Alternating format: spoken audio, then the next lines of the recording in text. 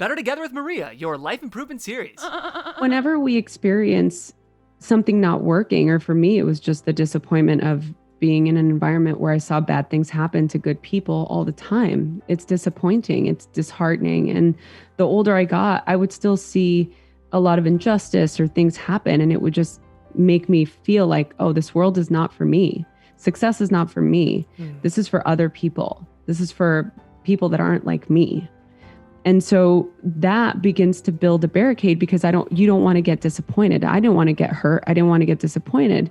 So you just build a barricade around your heart, essentially, is what you're doing, because then you have to be hard. You have to be a hard person. You know, for me, growing up in an environment where I'm dealing with hard people, like you have said, I mean, when you were, in the carny business, you're dealing with ex-cons. So like, I'm dealing with people that are hard.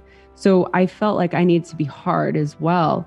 But it was so counterintuitive for me, and it's counterintuitive for most people because we're loving beings. We want to love, we want to be seen, we want to be heard, we want to be understood, we want to be acknowledged, we want to be in community. And when you block yourself off because you're afraid of getting hurt, or, when I was a teenager, I was in a relationship with a guy that was totally abusive and emotionally abusive and just a terrible person. And so I just told myself the story, relationships are difficult and men are just there to hurt you. And so, by the time I met my partner, who I'm still with for the last 18 years, it was difficult for me to go into a relationship because he was not that person, and I just assumed, I'm like, oh, you're just like every other man that's here to hurt me.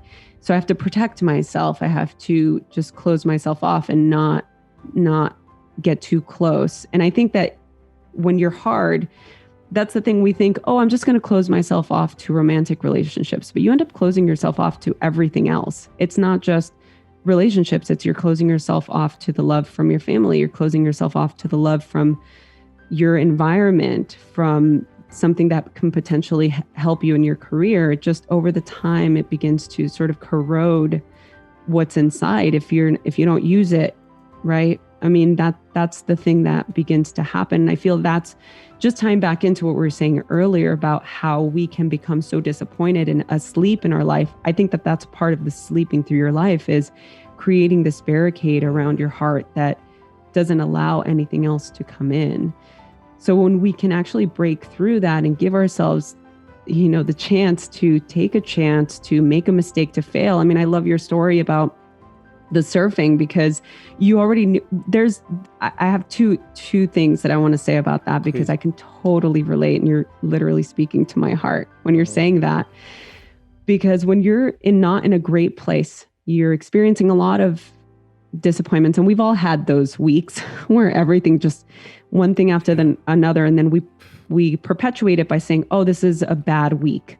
Now what? Now what's the next thing? And when it rains, it pours. And we have all these really cute, mug sayings that it's like, oh, here it is, Monday again.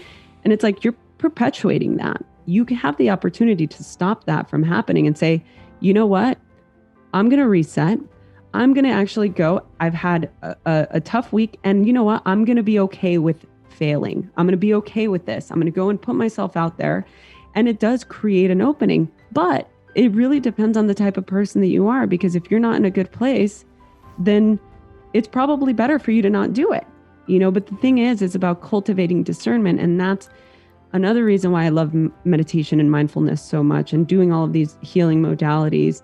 We have to cultivate the discernment within ourselves to know what is best for us. So we really have to get to know what that edge is for us to discern, will this really hurt me, or am I just protecting myself? Am I just being hard because I don't want to take this chance? Or no, actually, I know that going to this party or going to this event is really going to make me feel uncomfortable because I'm going to go hang around a bunch of successful people and I'm not there yet. And it's just going to show me that I'm not good.